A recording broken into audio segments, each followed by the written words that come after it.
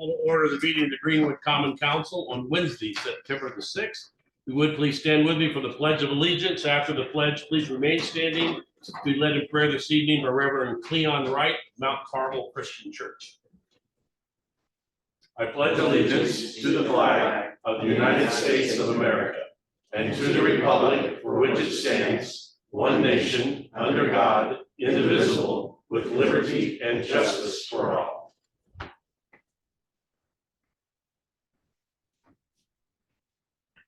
Almighty and merciful Father, in whom we live and move and have our being, we are truly thankful to you that you have blessed us with this great nation, which is government of the people, by the people, and for the people. So we would pray your blessing upon the purpose of this present assembly, that you would grant our leaders wisdom from on high, and help each of us to adapt an attitude that we would only want to make decisions that you would be willing to honor, approve, and to bless. This we pray in the honor of your holy name. Amen. Thank you. You may be seated. Roll call. Bates. Present. Petron. Here. Campbell. Here. Gibson. Here. Hill. Here. Hopper. Here. Lexi. Here. Middleton. Here. And Williams. Here. We have a quorum. Well, all of you should have received copies of our minutes from the last regular meeting of August the 21st. Do I have a motion? So moved. Motion, Mr. Bates, second. Second, Mr. Lexi. Any additions, deletions, or corrections? Hearing none, then roll call on the minutes. Bates. Aye. Petron. Aye. Campbell. Aye. Gibson. Aye. Hill. Aye. Hopper. Aye. Lexi. Aye. Middleton. Aye. And Williams. Sustain. Minutes are approved on a vote of 8-0 with one abstention. Reports, Corporation Council. The item sending monthly report is available on the SharePoint. All right. Anything from the controller at this time? Not at this time. Any other committee or board reports? All right, moving on to public comments. If you're here tonight, wish to address the council concerning an item that is on tonight's agenda, this is your opportunity. Please step forward to the podium, state your name and address for the record, and there is a 5-minute time limit per person. So, anyone?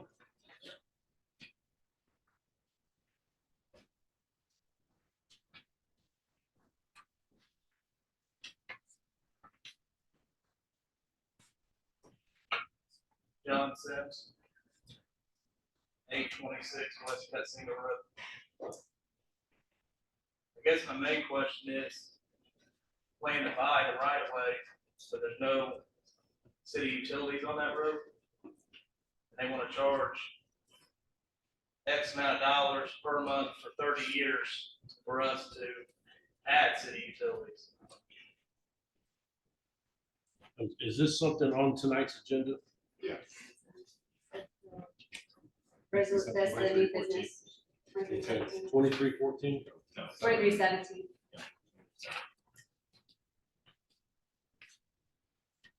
Okay, I'm sorry, go ahead. And then they're valuing our property off assessed value. That's current assessed value. In Greenwood, it keeps going up every couple of years. So how are we gonna be compensated over the next 10?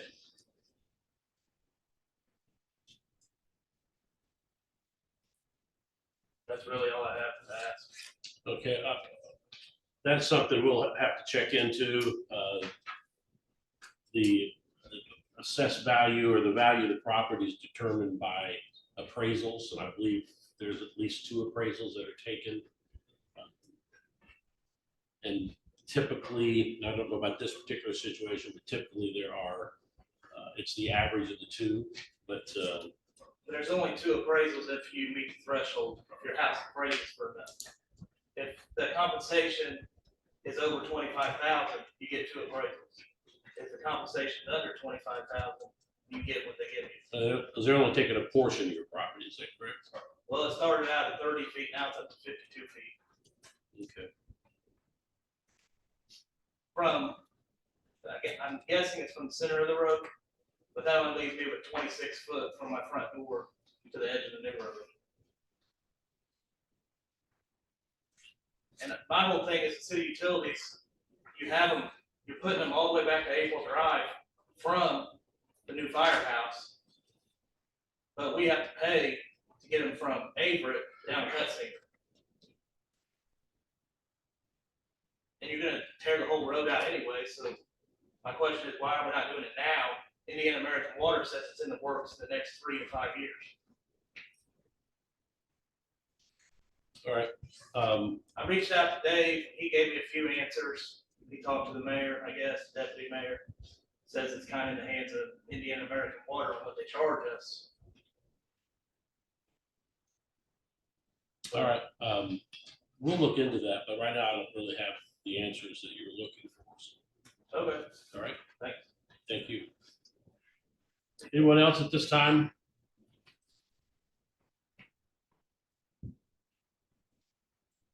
All right, hearing none, moving on. Ordinances, resolutions, none under notice of intent to consider. First reading, resolution 2329. An ordinance authorizing the city of Greenwood to become a member of the Central Indiana Regional Development Authority pursuant to Indiana Code 367.7, sponsored by Campbell. Have a motion? So moved. Motion, Mr. Lexi, second. Second. Second by Mr. Pendleton. Anyone here to talk about this?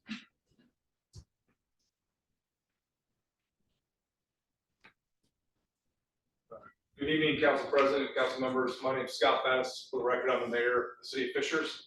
Need an address, this one Municipal Drive is where my office is located. Appreciate the opportunity to be here tonight to talk to you about really the two agenda items, this one and the next one. One is an ordinance basically expressing your desire to become a part of the Central Indiana Regional Development Authority. The second one is adopting the plan that kind of guides the Central Indiana Regional Development Authority. Just a brief background on this. This is legislation that we worked on over the last 5 years, where we were able to get the state legislature to adopt specific legislation that allows Central Indiana to come together and work together on certain opportunities. We started up the Central Indiana Regional Development Authority about a year and a half ago. We now have over 15 cities in Central Indiana are now a part of it. And we have just about every community over the size of 7,500, with the exception of where we're talking to Greenwood, Franklin, and Brownsburg are really the only ones left for us to have this discussion with. The basics of it are we're in this unusual opportunity right now to go seek a significant amount of federal and state dollars. And we can do that better as a region than we can as an individual. And so we're not asking you for taxing authority. In fact, it's excluded from the language in the law. We're not asking you for any kind of funding. We're really just asking you to come on board so that we can collaborate and work on things like we currently are working on. Where we have a grant application, we were awarded $1 million from the EPA to put together a plan that then opens up the door to $4.2 billion of funding that's earmarked for large regional or metropolitan areas, which Greenwood would be a part of the Indy metropolitan area. We're the location, or we're the coordinating body, if you will, for Ready Grant 2.0. You might have seen was just announced the $500 million that's available. We're coordinating all of that through Central Indiana Regional Development Authority. And we're also working closely with the Applied Research Institute here in Indiana for their CHIPS Act application, which could be up to $1 billion for Central Indiana. And so really, Mayor Myers and Greenwood is a fast growing community. You're kind of the anchor on the south side of Indianapolis, and we would really appreciate having you on board so that we can continue to collaborate and move our entire region forward. Happy to answer any questions that any of you might have at this time. First of all, welcome Thank you. to Greenwood. The mayor Appreciate it. told me you were coming. Sorry to get a chance to talk to you ahead of time. I was running behind, I apologize. Any questions for Mayor Faddis? I think you mentioned MPO, is this addition to or a part of? Or- So we partner with the MPO. So the MPO focuses primarily on transportation dollars. This allows us to go after any variety of dollars. Could be the Economic Development Administration, could be EPA grants, you name it. So in fact, in the EPA grant, we signed an agreement with the MPO to do some of the work on behalf of the RDA. So our goal, my vision for this all along, I've been on this for 5 years. I do not want to create a large metropolitan government. It's not interesting to me. I don't think any of us are about creating large bureaucracies. So we just want to partner with the appropriate people to deliver and hopefully seize on some of these revenue opportunities that frankly, otherwise the Fishers or a Greenwood or a Carmel or whoever would never have an opportunity to see a lot of those funds. I think you mentioned this, but there's no like membership fees or something like that. No, fortunately, so Only far, voluntary. yeah, it's all voluntary, and what we really try to do is lean on each other's staff. I think it helps build collaboration and regionalism if your municipal staff are working with my municipal staff on projects, and that's what we're doing right now. The EPA grant has a working group of staff members from all of these communities, the Ready thing. Same thing, we have planners and economic development people from all of our staff working together versus let's go hire a bunch of people. We have one executive director and she's funded out of the administrative fees that you get off of a grant. So yeah, we're trying to be as frugal as humanly possible and try to be effective at the same time. Thank you. Yes, ma'am. Any other questions? Thank you, Mayor. Absolutely. Appreciate it. Any discussion on the council? Hearing none, then roll call. Ordinance 2329, first reading. Bates, Aye. Betron, Aye. Campbell, Aye. Gibson. Aye. Hill. Aye. Hopper. Aye. Lexi. Aye. Middleton. Aye. And Williams. Aye. Resolution 2329 passes first reading 9-0. Resolution 2315. A resolution of the Greenwood Common Council adopting a preliminary strategic economic development plan for the Central Indiana Regional Development Authority pursuant to Indiana Code 36-7.7, sponsored by Campbell. We have a motion. So moved. So Ms. Gibson, second. Second. Second by Ms. Betron. Any discussion on the council? We'll take the comments that were just given by Mayor Fadness and apply it to this one. The comment I made, it looks like, the biggest advantage of doing this is being able to reach out to get grants. I assume that's federal grants, not state or both. Both. Yeah. All right, any other questions, comments? Hearing none, then roll call. Resolution 2315, first reading. Betron, Aye. Campbell, Aye. Gibson. Aye. Hill. Aye. Hopper. Lexi. Aye. Middleton. Aye. Williams. Aye. And Bates. Aye. Resolution 2315 passes first reading 9-0. Thanks, sir. Thank you. Second reading, ordinance 2327. An ordinance providing for additional appropriations for the American Rescue Plan Coronavirus Local Fiscal Recovery Fund to budget classification 449 for $95,000 and the cumulative capital improvement cigarette tax fund to budget classification 439, $180,000, sponsored by Bates and Gibson. Do I have a motion? So moved. Motion by Ms. Gibson, second. Second. Second by Mr. Lexi. Any discussion? Questions? Hearing none, then roll call. Ordinance 2327, second reading. Betron. Aye. Campbell. Aye. Gibson. Aye. Hill. Aye. Hopper. Aye. Lexi. Aye. Middleton. Aye. Williams. Aye. And Bates. Aye. Ordinance 2327 passes second reading 9-0. Ordinance 2328.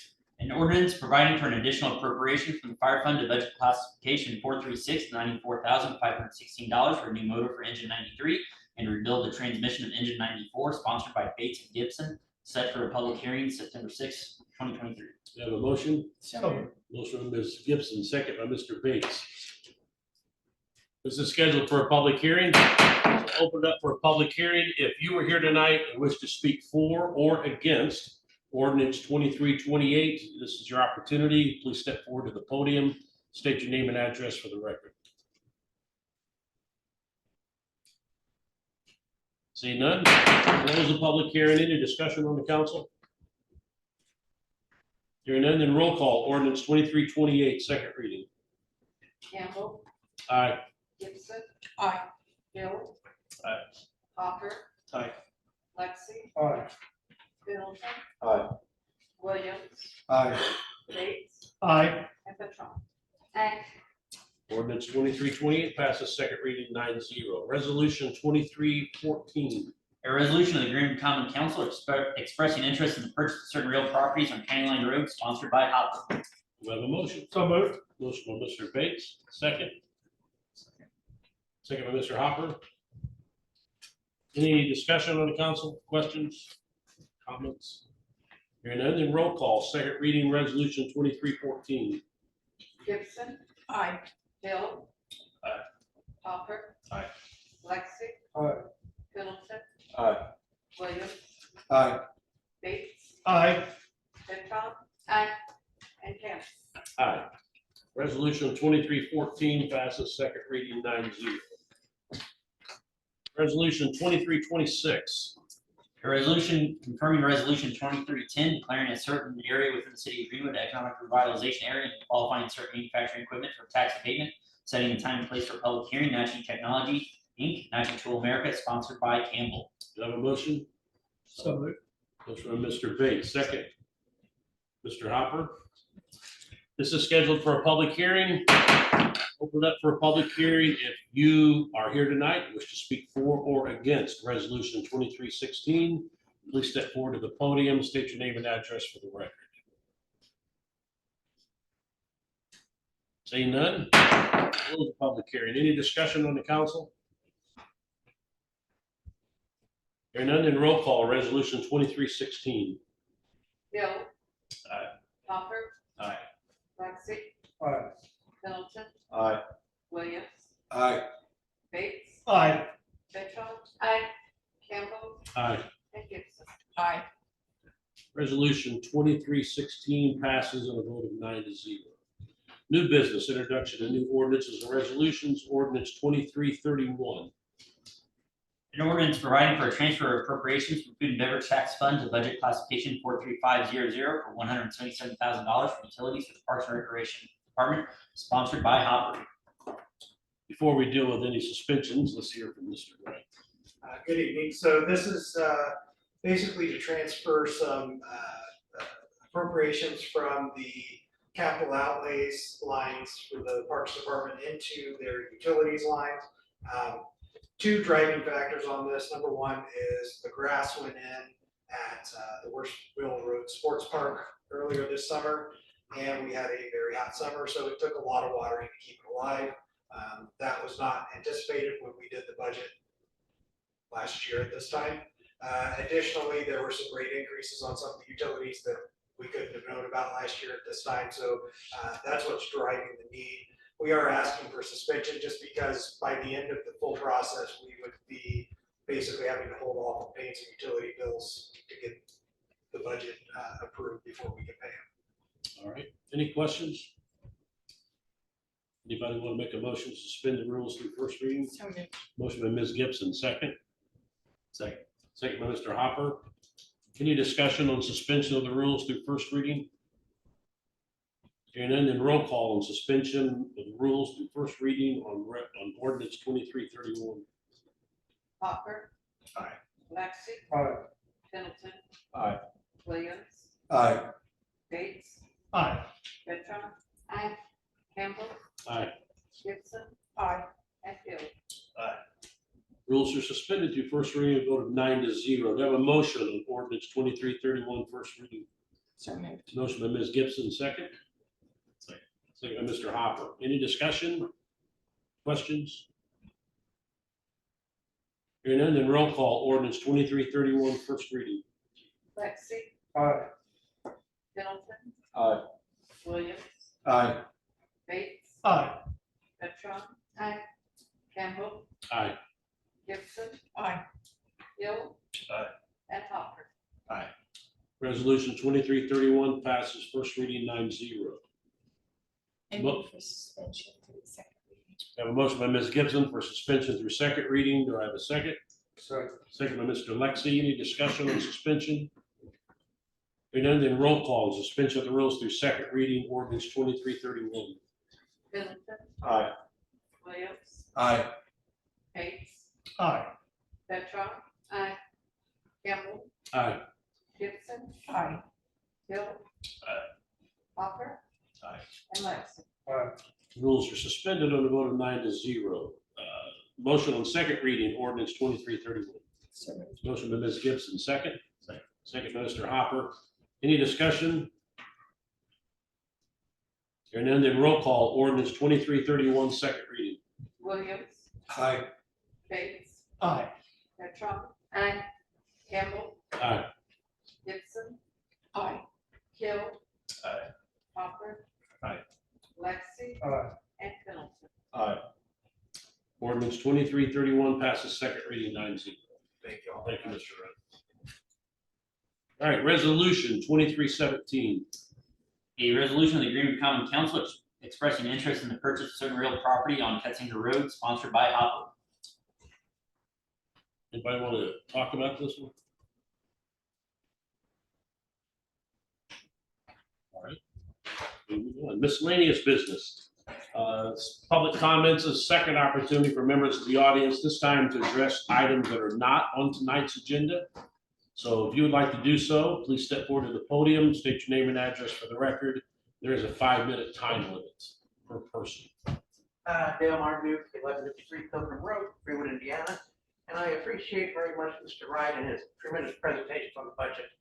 But it'd be nice if we would have those published with our fabulous clerk here, so we could review them before the meeting and have a little bit of idea of what we're looking at and be better able to follow along and print out copies for ourselves. So I kindly ask if perhaps we could get those printed out on the website before our meeting in 2 weeks for the second part of our presentation. Simple request. Thank you. Thank you. Anyone else? And then moving on. Miscellaneous business from the council. We have one conflict of interest. Conflict of interest for Scott Hamilton, firefighter, is owner of Burke Spike Depot and First Do Laser Engraving, which the city may do business with from time to time. All right, do I have a motion? Move. Sorry, So moved. motion by Mr. Bates, second. Second. Second by Ms. Betron, did you make that? Okay, thank you. All in favor, say aye. Aye. All opposed? Okay, we'll do that. All right, anything else from the council? I did want to share with everybody, next Monday is the September 11th, sad anniversary for all of us, but our neighbors out at Homecoming are actually doing a ceremony to honor and remember the day at 7 p.m. They're at the flags right there at the entrance to Homecoming. So they wanted to have that shared with you guys and invited you all to come out and be a part of that remembrance ceremony. This next Monday at 7 o'clock. Next Monday at 7. Thank you. Anything else from the council? All right, other miscellaneous business, Corporation Council, Nothing, Corporation Council. Controller, the floor is yours.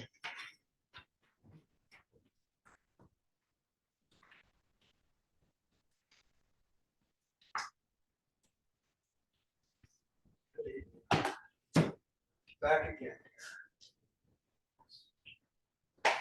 Jennifer, can you share that for me?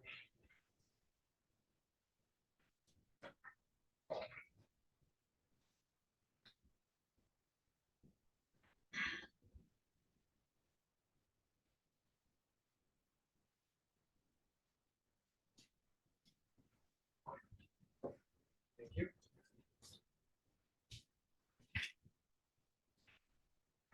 All right. So this is our first night of the budget presentations. The actual introduction of the budget ordinance will be at your second September meeting.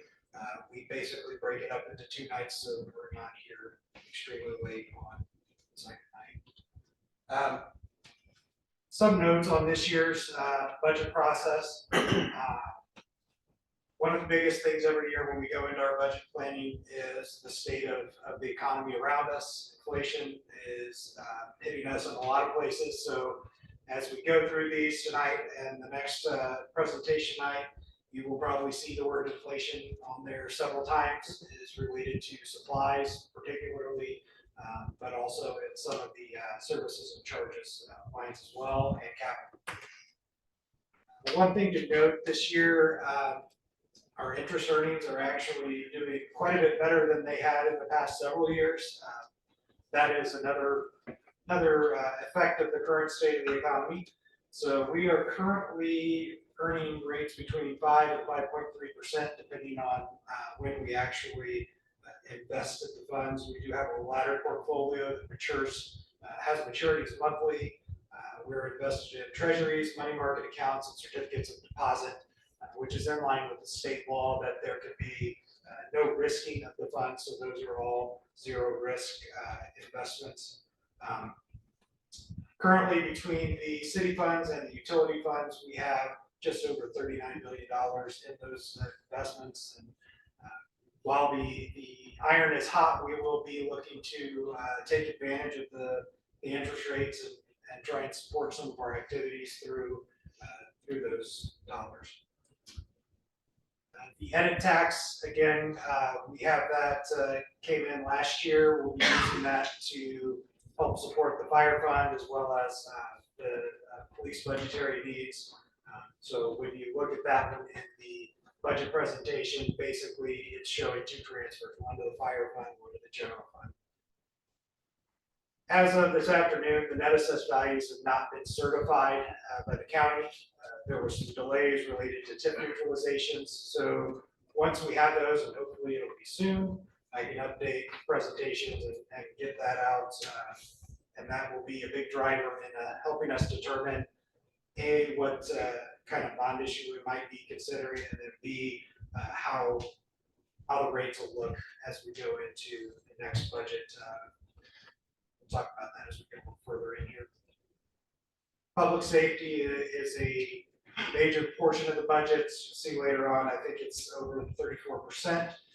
So it is a big driver in the budget. We are looking at cost of living adjustments for all full-time employees this year at 5%. You'll notice as we go through that the perf rate on public safety is going up from 18.5% to 19%.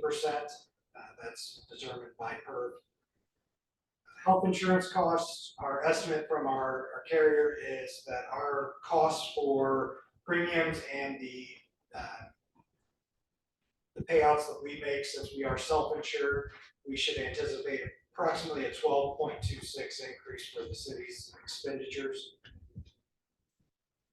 One of the things I do want to point out in PD as we get through here is there are some new technologies being invested in. You'll see that as we get into there, but they are revolving around training and then also their interview room, and I'll get into that a little deeper.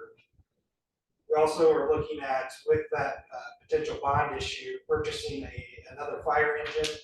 The idea is that it will initially be housed likely at Station 91, but as we bring on Station 95 in 2026, we would have an engine then available to go over there, whether it's the old 91 or the new one. Our property tax growth quotient for this year was 4%. That was actually dictated by the General Assembly this year. If you do the actual calculation the way that it was in normal years, it would have been about 5.2%. That difference is basically costing us around $160,000 in revenues this year, plus that future growth won't be there. The growth quotient plus the increase in the associated funds that go with the property taxes, we're looking at approximately an additional $658,000 in property tax receipts. We're also looking, as we did last year, at a permanent levy appeal. This is also affected by not having our certified net assessed values yet, but basically the way that works, if you have growth that exceeds the growth quotient for 3 years in a row by over 2%, you can capture up to 2% additional. We would be looking at somewhere around $320,000 in funding should we go for that and be approved. So it does have to be approved by Department of Local Government Finance. It's not a guarantee. We do have some bonds that will be rolling off. The last payment on our 2017 local income tax bonds is coming up in the beginning of 24. The last payment on our 2012 GEO bonds was this year, so that's rolled off. Plus, we do anticipate having growth in assessed value. Looking at some of the counties that have certified so far, we're seeing increases anywhere from 8% to 15%. So knowing the current market around here, we're optimistic that we're gonna see some good increases. One reason it's important to do that bond issue and keep our rates is that the property tax split is also what determines how local income taxes are split, how the auto excise taxes get split, the financial institutions taxes, and the commercial vehicle excise taxes. So if you have a lesser proportion in comparison to the rest of the county, you get less of those dollars. So to keep our piece of the pie, we want to make sure that we're keeping our rates steady. Obviously, we're going to aim, as we do every year, to have the tax rate remain flat. So go through here. This is just kind of an overview of the next several slides, process, calendar, our priorities. We'll end up at department presentations. So kind of the overview of how our process works. Planning stage, meet with the mayor and the deputy mayor, talk about priorities, talk about what we want to try and do for salary increases, if there are positions that we think we need to add, and also meeting with department heads then just to work through some of that. I know we try to invite council members to come to those department head meetings, and past we've had some good attendance. Next, I put together the preliminary budget, basically taking all of those requests, all of those once, and compare it to the revenue estimates. That helps us determine, can we afford all the things we would like? And then it also helps us to determine what would that salary increase look like. So we don't make a determination on raises until we know what we'll have the money to fund. We look at that as being a better way to do it, just for the simple fact that we don't get everybody's hopes up for something that we can't make. Once we get through that process, the mayor has a final pass before giving me the okay to bring it then to council. The last step there is the adoption process. So the official introduction will be next meeting, and then the 2 meetings in October will be our public hearing, first reading, and adoption hearing. We do tend to run our salary ordinance through at the same time as we do that. We'll also be looking and asking you to do the excess levy appeal at the same time. So we try and get all of the budget things going through at the same time. So again, we've got tonight's stuff. Next night I'll have the other departments, salary ordinance, levy appeal, I have the work papers, and then the capital improvement plan available. First reading, public hearing, adoption. So we have 5 days after the adoption to get everything submitted to the state. And then by statute, November 1st is the last day for everything to be adopted. Our approach, as I mentioned, we start with the department heads.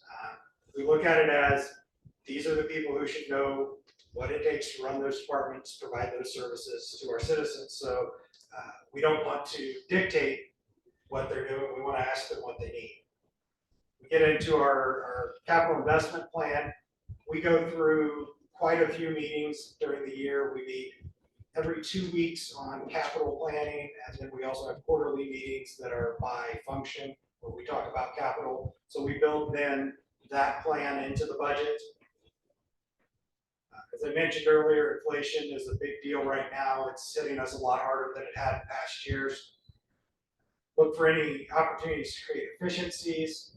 Look at where do we spend down cash to do some capital projects versus using debt, or versus potentially pushing off some capital based on what we have available.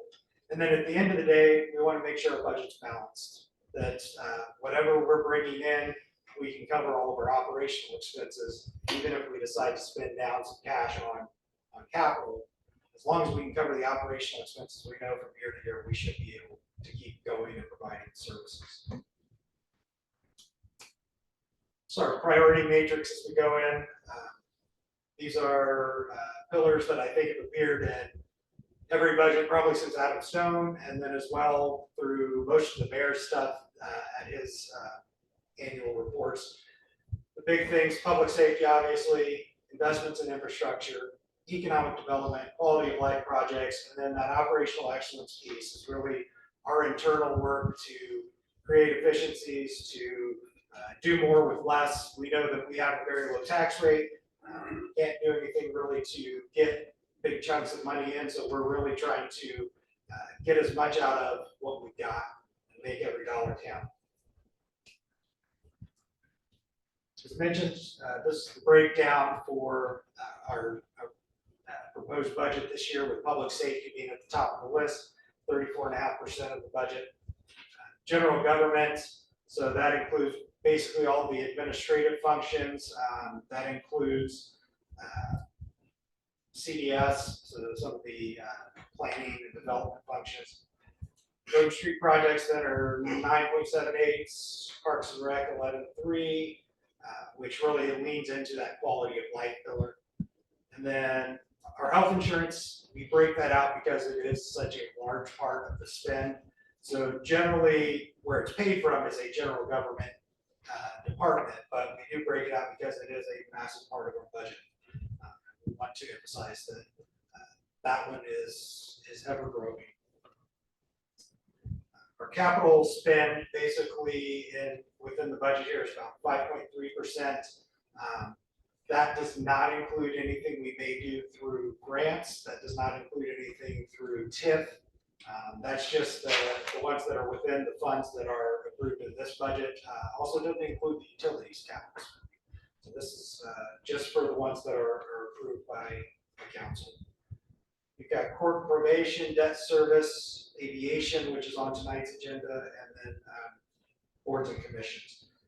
We'll point out, and you'll see it later, that rainy day, again, we don't have any plans to spend from rainy day right now.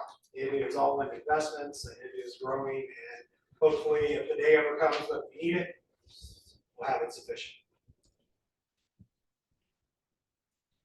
Just some quick highlights of some of the things you'll see as we go through. 5% cost of living increase for full-timers. We are looking to add several positions in this budget. First and foremost, 3 new probationary police officers will be added. You will see in the budget that we are budgeting for 4 firefighters that are going to be planned to staff Station 95. The reason we're doing this is we don't want to wait until 2026's budget and see a giant jump in our expenses and not be prepared. So this helps us to make sure that what we're bringing in now is sufficient to fund those positions. You will not see those positions in the salary ordinance. We will not be hiring those 4 this year. We are basically setting this aside to make sure that by the time we get to 2026, all 12 that we need to fully staff that station will be available to be budgeted, and it won't be a massive surprise. When I come in here, I won't have to ask for a giant increase in the fire budget. So we plan this out over the next 3 years. Basically, you'll see adding Station 95 staffing without actually hiring those people in until we get closer to time to open up. Sports park manager, the Parks Department. We hope to be operational next year with that, so they're going to need some staffing. A grounds maintenance worker as well to focus on that area, and then there'll be part-timers associated with that. Also, a food and beverage coordinator. This is a new position that was proposed by the Parks Department. As we look at Freedom Springs has concessions, the sports park's going to have concessions. There are potential areas where we could have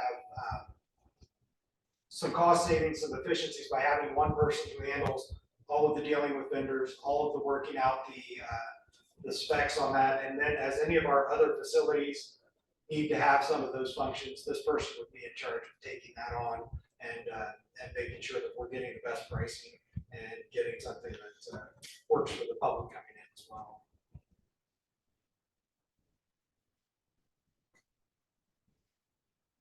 I have some year-over-year comparisons in here. When I go through each department, I'll show you that. The priority-based capital improvement integration, we talked about that. One of the things that will be in the 2023 bond proposal is that fire engine I discussed. Also some paving and crack sealing projects as well. Some of the one-time items from last year have been taken out, so you'll see some changes in the capital lines there. And then the main thing again is we maintained a balanced operating budget. You'll see some as we go through where we use some cash on hand for some big projects, but we intend to build that back. So this is kind of the overall look at expenses and revenues as we go into the 2024 budget here. Right now, our revenues are actually anticipated to be slightly higher than the total expenses. But some of the funds, when we dig in deeper, you will see that they will be spending down cash in certain funds in order to fund some of their capital needs. We'll get into the actual departmental budgets that are on the schedule for tonight.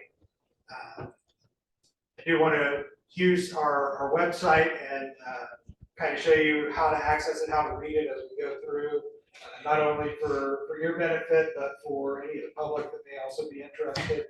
It's a little bit of a tutorial as we go through it.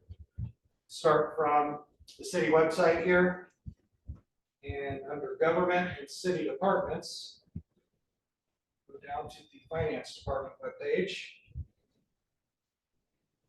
Annual budget link. 2024's proposed budget. So the first one on our list is the police department. So you can scroll down, you'll see all of the different departments listed as you go through here by function. So under the public safety function here, we've got the police department's budget.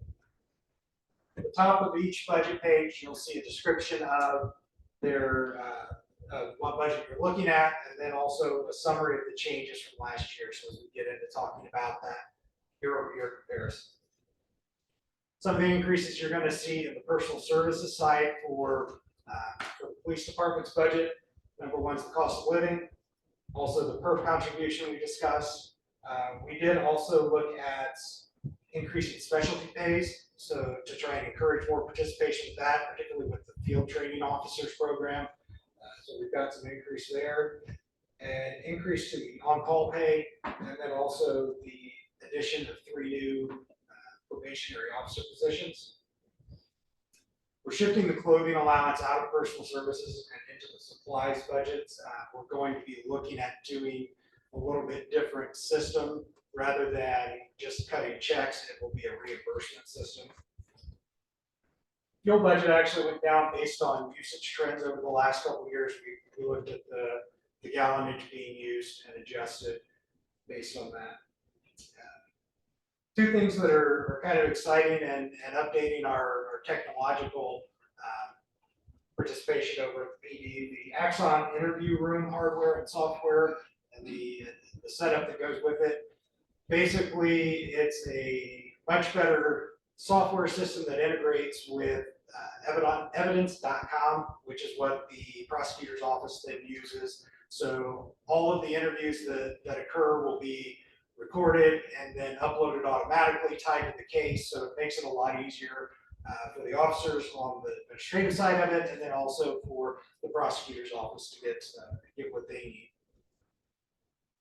Also, we are looking to add the Axon virtual reality training.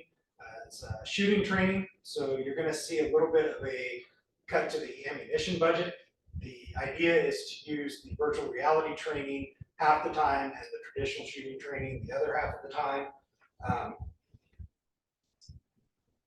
One thing with these two items as far as bringing on the new technology is that as we're looking to recruit from a younger group of people, having some of the technological advances is a benefit on our side. It's something that you may not be able to get in some smaller departments if we can get them to come here because we've got the best toys. So the flock traffic cameras, we've had great success with them. We're asking to add 2 more around the city. These are the ones that can pick up license plates that they can put in a description of the vehicle and track it and capture, and that's been very useful to the PD. I think I've seen it in several news stories, not only for us, but other communities that are using it. You'll see the other supplies line is increasing. It's based on extra usage, but also inflation.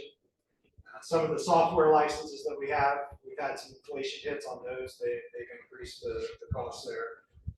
And then as far as capital goes, they are looking to purchase a Harley trade-in one. So that'll be on their capital plan.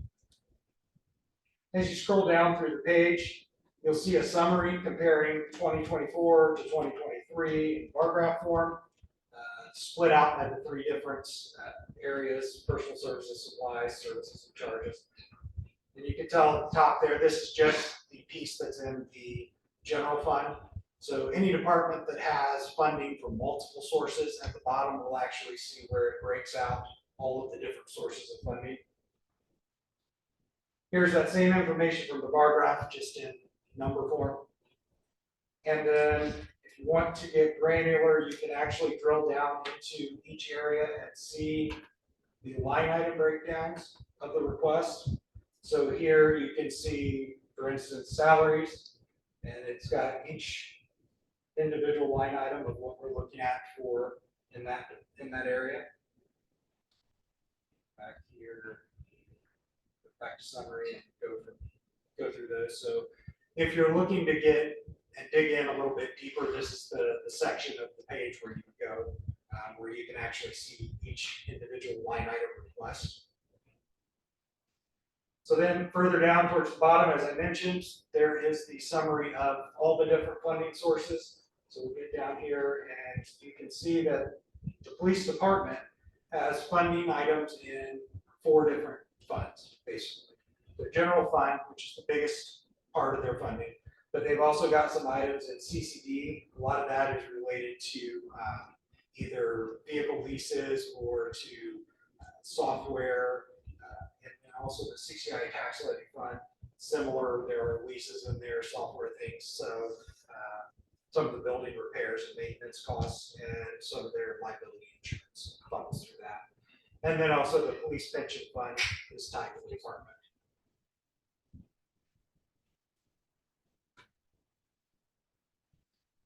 So police merit commission, basically there's no changes in that one. I'm not going to dig in too far on that. It's the same as what it's been the last several years. Police pension. One thing to note with the police pension, and you'll see this when we get to night 2 and some of the comparisons fund by fund. This one will never balance because we get money from the state to pay for this, but it comes the year after we pay it out. So it's funded through cigarette taxes, but basically we calculate what we believe we're going to spend in the next year. So for us, that's $527,000 is what we're budgeting for next year. Once we've spent out this year, we turn that into the state, and then we will get at some point next year a check from them for whatever we spend. So when you look at this one in the budget work papers, you're going to see that it is always bringing in less than it's paying out. That's because we don't get the money until the next year. So it's always going to be out of balance on that one, but we know the funds are coming. Next, we've got the fire department, as we stay in the public safety realm. So our summary of changes here, the 5% cost of living adjustment, as we talked about budgeting for those Station 95 positions, the PERF increase, and then the health insurance. So the fire fund does have to pay health insurance out of it for the fire department. Most of the city departments actually get paid through the general fund for the health insurance, but that is one that is required by law because we do have sections of the city that are not taxed for Greenwood Fire. They are under White River Fire, so we can't put fire department expenses on those areas. And supplies, we increased cleaning supplies. That one was all inflation. EMS supplies, that's a combination of costs going up and then usage going up. Training supplies, turnout gear, apparatus repair parts, all of those are really a function of inflationary costs, of the cost of everything going up. Uniforms, the SCBA testing supplies, that one's going up because we are at the end of the maintenance contract with that. At some point, I would imagine in the next couple of years, we'll be doing another big buy of those kind of maintenance contract. We increased the cost on physicals for services and charges, apparatus repairs.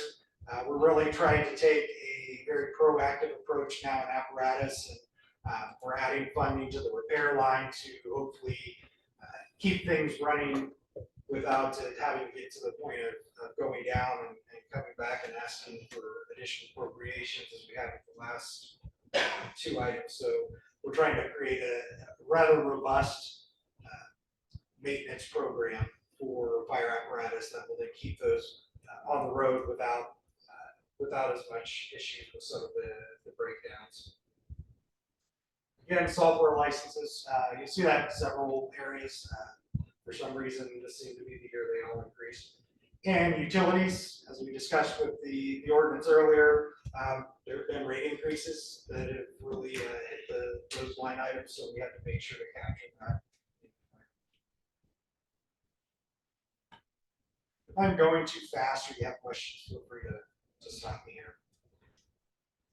The next items on our Rainy Day Redevelopment Commission and Economic Development Commission. None of these have changed last year, so they are all listed under the general government section. I'm going to drill down into them, but none of them changed. The redevelopment commission line is just what is paid for out of the general fund. It is not anything to do with the TIF spending. That's that budget goes through the RDC and it's a whole different process.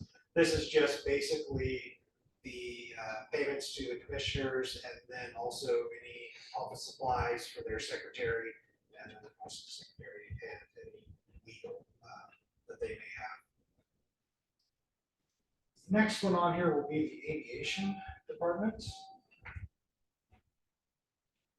One of the big things to remember in the aviation budget is there are two line items for bulk fuel purchases.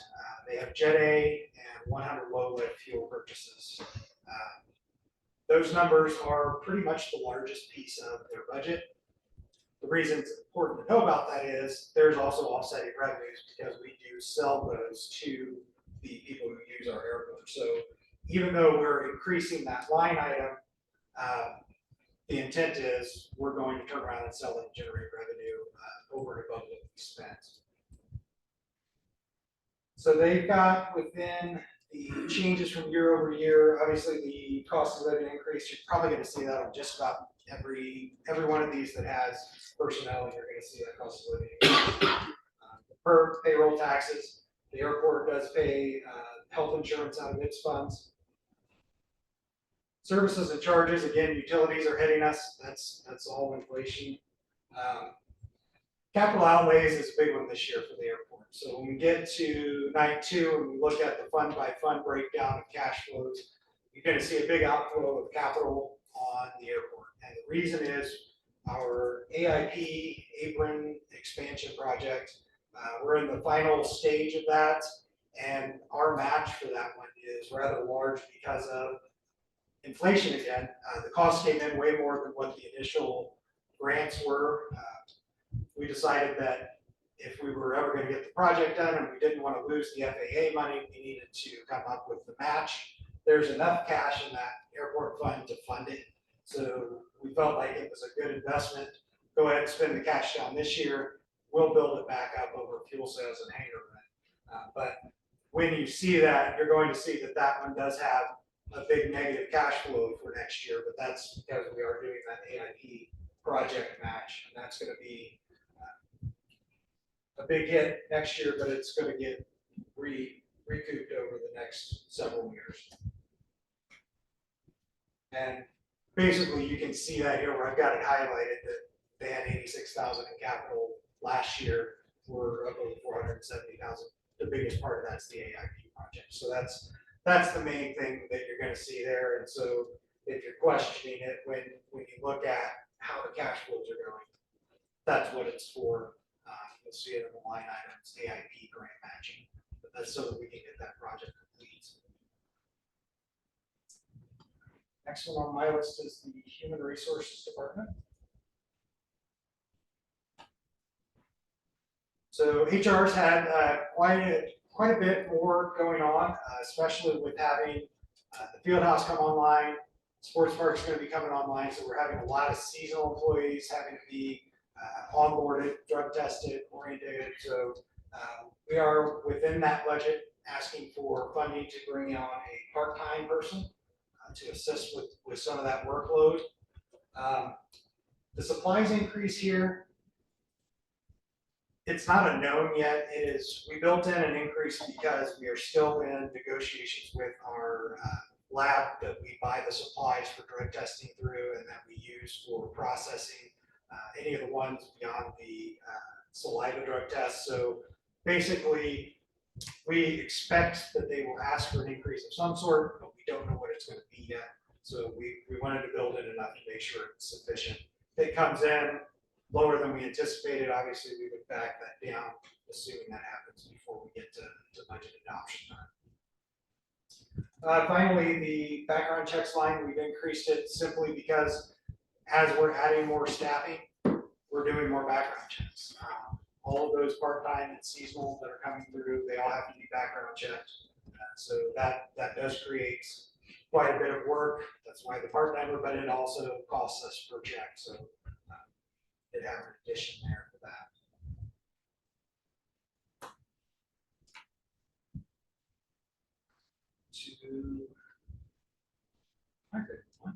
Finance department. We do have the cost of living adjustment here. Biggest thing for us in the services and charges area is the cost of our audit. The state in last year's General Assembly did allow SBOA to raise their rates for those, so that gets passed on to us. So we did need to increase that. And then the cost of our annual comprehensive financial report compilation, we worked with Baker Tilly on that. So we've got that built in, and then also our software license for our accounting software. It does have a 3% increase in our software licensing. This is the largest budget that we'll see in the general fund. The main reason for that is it has health insurance. Health insurance budget flows through here. That's got the 12.26% increase. Based on that and the estimated cost from our broker, we're looking at a cost for insurance of $21,704.22 per full-time employee. So when we are breaking out benefits and trying to value the benefits to the employees, that is the number we'll be using for health insurance in 2024 as far as the value to the employee. We do have kind of an odd year for our renewal cycles on health insurance. We don't renew until April. So basically what we're looking at here is capturing increases that happened off of the 2023 April renewal, and then also trying to predict what's going to happen in 2020. So this number is really, it's very young, so we don't know for sure where it's going to go. We start meeting again in December with our broker as we get closer to renewal time. They start putting together numbers and estimates that get a little closer to realistic. But this is what their actuaries have put together as where they think we're headed right now. Some of the other changes, we're building and funding for a part-time building services position. So right now we do have 2 full-timers that do building services, but we're adding a lot more areas that they're doing things. So having a part-timer who can come in, particularly when one of them is off, so that we don't lose getting things accomplished. Increases to the payroll taxes, that all goes along with that cost of living increase. Also the PERF. With this one, there are uniform costs for code enforcement and for building services that we are moving under supplies because they will also be going to a reimbursement type system. We built in increases for the life insurance and unemployment insurance, and then the utilities, again, you'll see that. So this is the fund that pays for all of the street lights, all the electricity that goes through those, pays for all the utilities in this building. So those numbers have increased simply as a matter of rates have increased. You're going to see 2 lines in here related to transfers. So last year was the first year this happened, but the State Board of Accounts said we could no longer put the local income taxes into the funds that we wanted it in. We had to receive it first into the general fund and then distribute it to whichever fund. So from our perspective, we use our local income taxes in 3 different funds. The fire fund, we had a bond that was based off of local income taxes, and then the general fund. So those local income taxes that need to go to the fire fund and that need to go into that lit bond, those do appear in the Board of Works budget. And I'll actually show you down here, this other miscellaneous, that's what those are. Those are the transfers out of income taxes into fire and into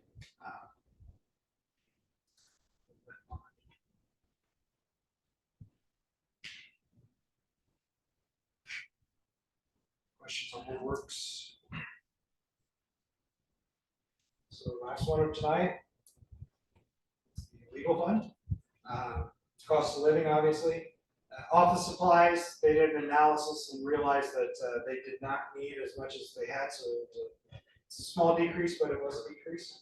You may recall that earlier this year, Assistant City Attorney Joe Saylor went on to a contract versus being an employee of the city so that he could do some other defense attorney work. So that contract is under the legal department here. And then the online databases that they use for legal research, those have increased their costs, so we do have a small increase for those as well. Questions on any of those? Obviously, as we get ready and go into night 2, and as we go through the next 2 weeks, you may see updates on some of these as things may change. We're trying to meet with all of the department heads over the next week or 2 to just make sure that nothing's changed since we put this together. But I will highlight any of those changes that may occur in the night 2 presentations. Right. Any questions for Mr. Wright? All right. Thank you very much. All right. Any miscellaneous business from the mayor's office? We are adjourned.